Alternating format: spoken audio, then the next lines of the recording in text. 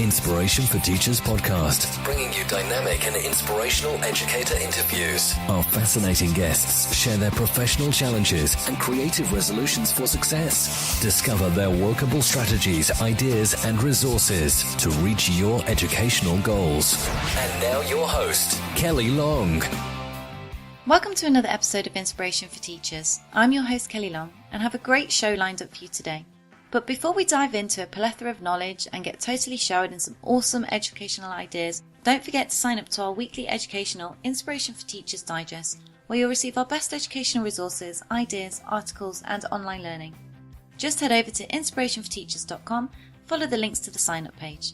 Before I introduce today's guests, I wanted to share with you that this episode forms part of a mini Women in Education series, a collaboration between myself and the amazing women over at Women Ed, a movement that started off the back of a conversation on Twitter about women in education and what leadership routes they can take. But to talk to us all about that today is today's guest, Helena Marsh.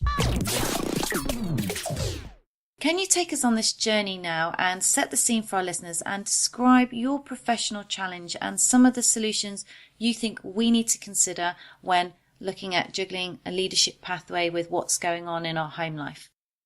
One piece of advice, which isn't necessarily one that everyone can take away, is get a stay-at-home husband, because that's very helpful. But I do think it's about a shift in mindset, I guess. I don't know, I can't generalise for all teachers, but I think quite a few of us from the colleagues that I've worked with tend to be quite control freaks by nature.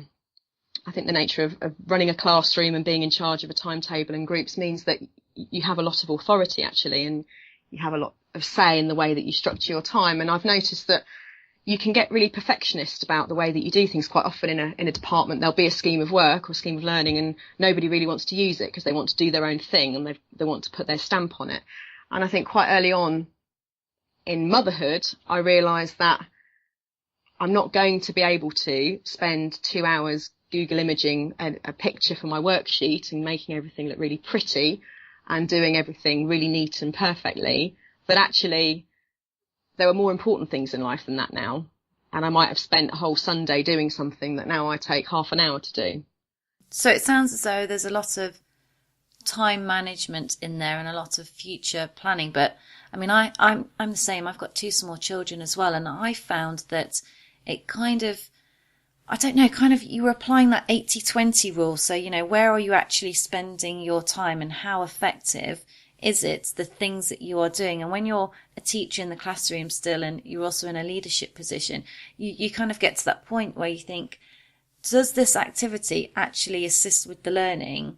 And probably before it was a bit more all singing or dancing, but it may not have necessarily ticked that crucial box of it aids the learning. What do you think about that? Thank you for listening to this short snippet of Inspiration for Teachers podcast. If you found the information contained within this episode valuable, head over to our website at inspirationforteachers.com. You can download the full episode and all of our best educational resources. That's inspirationforteachers.com. Don't forget it's the number 4 in the URL. Thank you for joining us today on Inspiration for Teachers. For more resources, tips and advice, visit our website, inspirationforteachers.com. If you enjoyed today's episode, we would love to connect with you. Just click like on our Facebook page at facebook.com/inspirationforteachers.